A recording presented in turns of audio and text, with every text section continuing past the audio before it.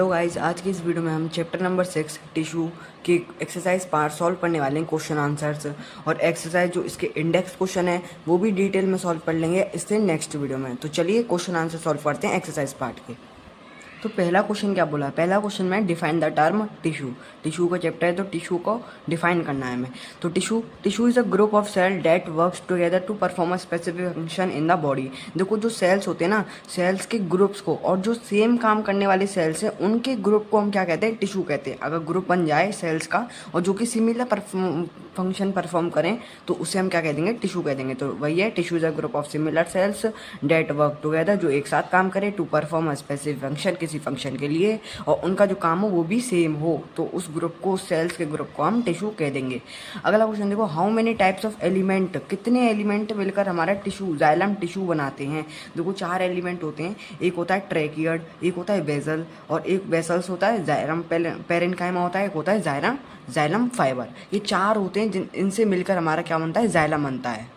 और जाइलम का काम क्या होता है हमारा? ट्रांसपोर्ट वाटर को ट्रांसपोर्ट करना और थोड़ा बहुत सपोर्ट प्रोवाइड करना।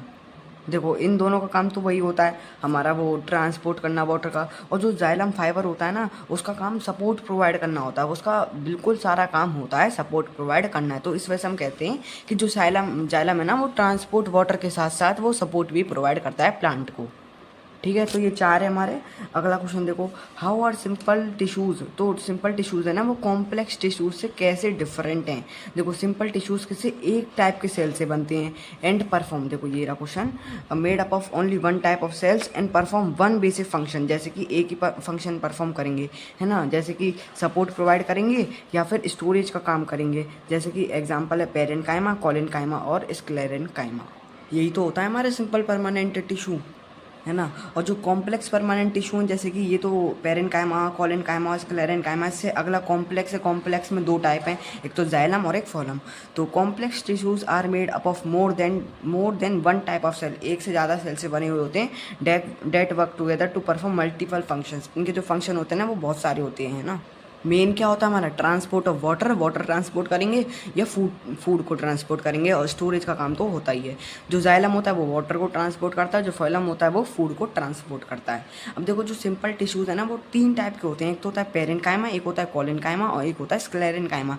तो अब उनकी हमें सेल वॉल के बीच में, सेल वॉल का है ना, उसके बेसिस से हमें डिफरेंस बताना है।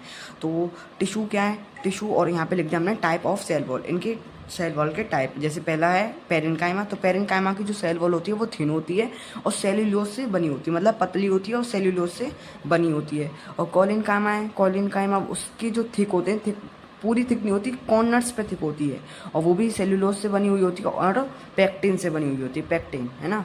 अगला है स्क्लेरेन्काइमा। स्क्लेरेन्काइमा तो बहुत ही मजबूत होती है, वेरी थिक होती है और लिग्निफाइड होती है। क्यों होती है? क्योंकि वो लिग्निन से बनी होती है। लिग्निन एक सब्सटेंस है, उससे बनी हुई होती है, इस वजह से वो बहुत थिक होती है। और जो उसके टिश्यूज़ होते हैं ना, वो भी डेड होते हैं, इस वजह से ये थिक होती है। जैसे जो कोकोनट है, उसकी कितनी हार्ड कवरिंग होती है, उसे हम तोड़ भी नहीं पाते। तो इस वजह से यही होता है हमारा स्क्लेरेन्काइमा का एग्जाम्पल मैंने बता दिया, वैसे तो और एग्जाम्पल्स भी होते हैं। तो चलिए अगला क्वेश्चन देखो। अगला क्वेश्चन आसान है, what are the function of stomata. Stomata के क्या फंक्शन होते हैं? देखो, पहला फंक्शन तो क्या होता है? गैस एक्सचेंज करते हैं। ये तो हमने छोटी क्लासेस में भी पढ़ा है कि कार्बन डाइऑक्साइड वो लेते हैं और ऑक्सीजन देते हैं। तो stomata allow the plant to take in carbon dioxide, take मतलब अंदर, इन मतलब अंदर, तो कार्बन डाइऑक्साइड लेते हैं फॉर फोटोसिंथेसिस के लिए, और रिलीज ऑक्सीजन रिलीज करते हैं O2 इनटू द एयर।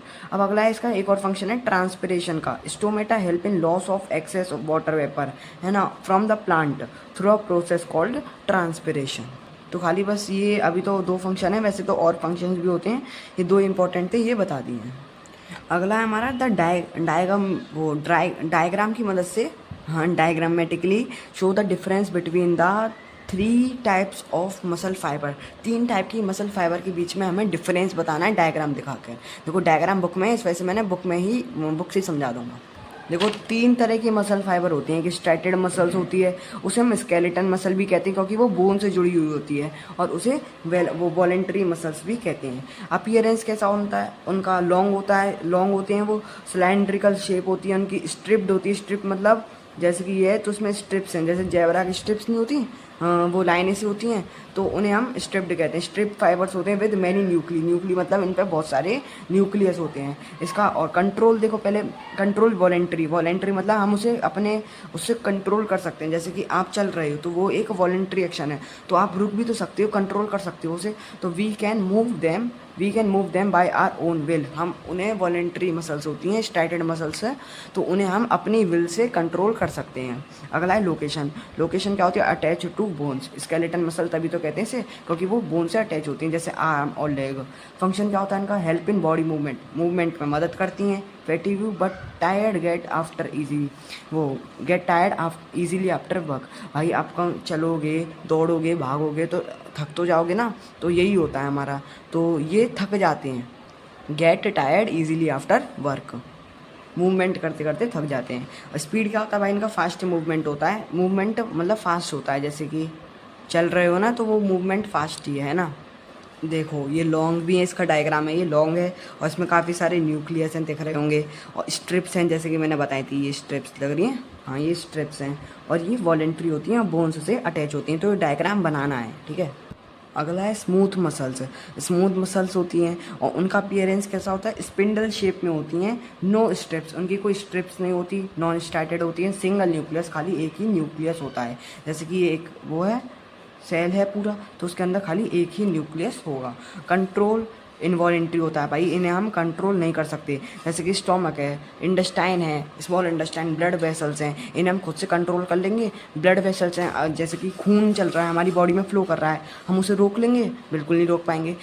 जब हमारा खाना डाइजेस्ट होता है तो डाइजेशन हम रोक लेंगे? वॉलेंट्री है वो, हमारे लिए नहीं है, तो इनवॉलेंट्री होता है, we can not control them. Location क्या होता है? Found in internal organs. Internal organs में अगर इंटरनल ऑर्गन्स को रोक दिया तो भाई वो हो जाएगा, कुछ उल्टा सीधा हो जाएगा, है ना, लाइक स्टोमक, इंटेस्टाइन और ब्लड वेसल्स। फंक्शन क्या है?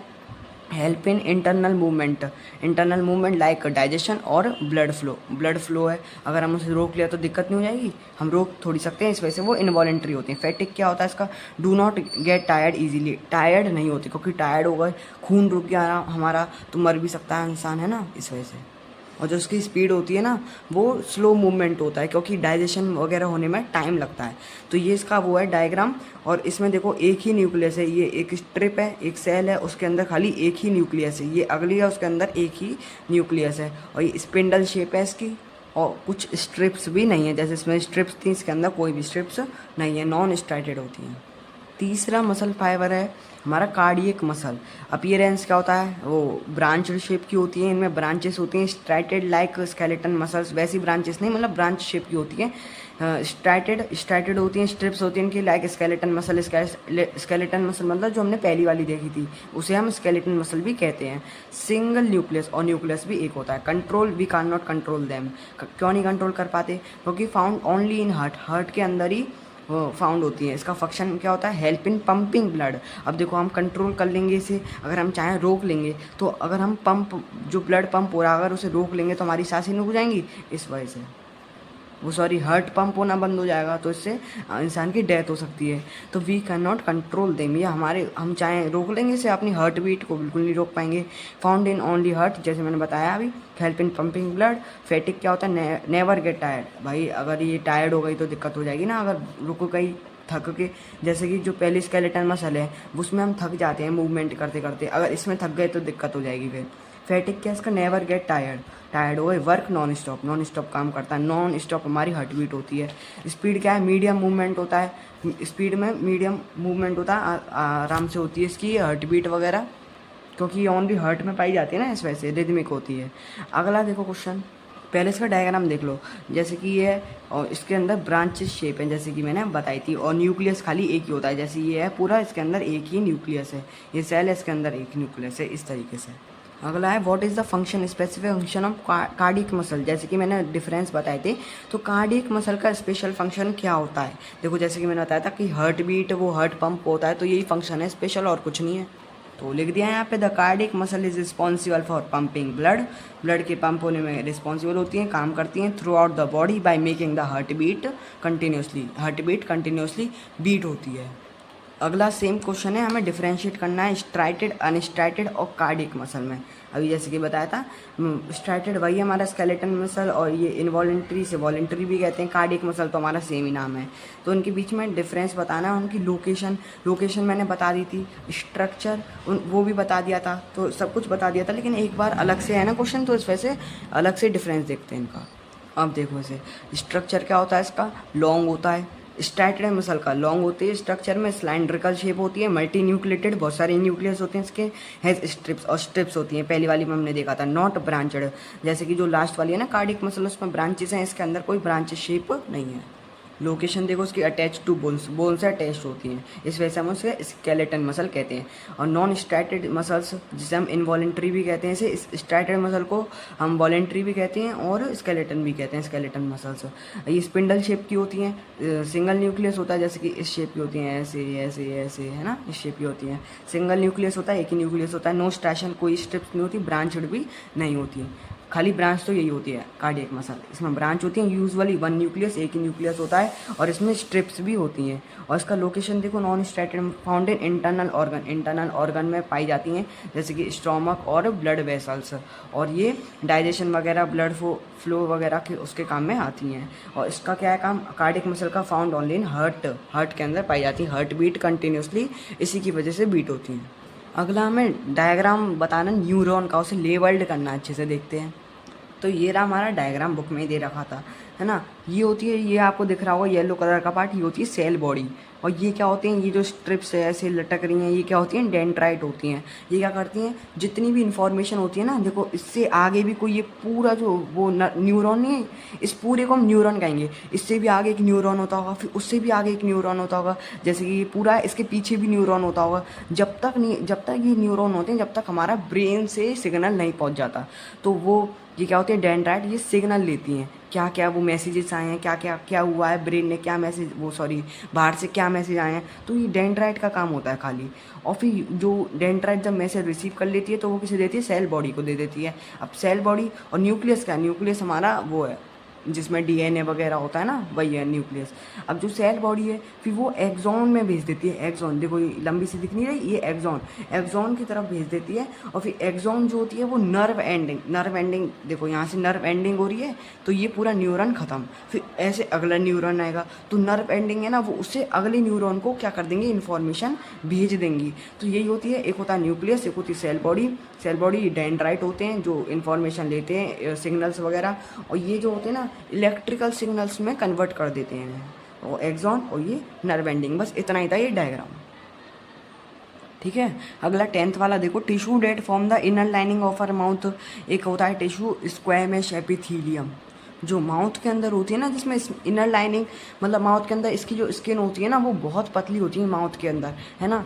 तो उसे हम उस टाइप के टिश्यू को एपिथीलियल टिश्यू कहते हैं, है ना, आसानी से, जैसे कि कट जाए, खून निकल जाए आसानी से, कि अगर जीभ कट जाती है और जीभ के आगे की जो स्किन होती है मुंह के अंदर, वो अगर थोड़ी सी हमने दांत में से वो लग गई, तो वो उसमें से खून निकल जाता है। तो यही इस टाइप के टिश्यू को है ना, जो पतली लाइनिंग होती है जिसकी इनर अंदर होती है, उसे हम एपिथीलियल टिश्यू कहते हैं।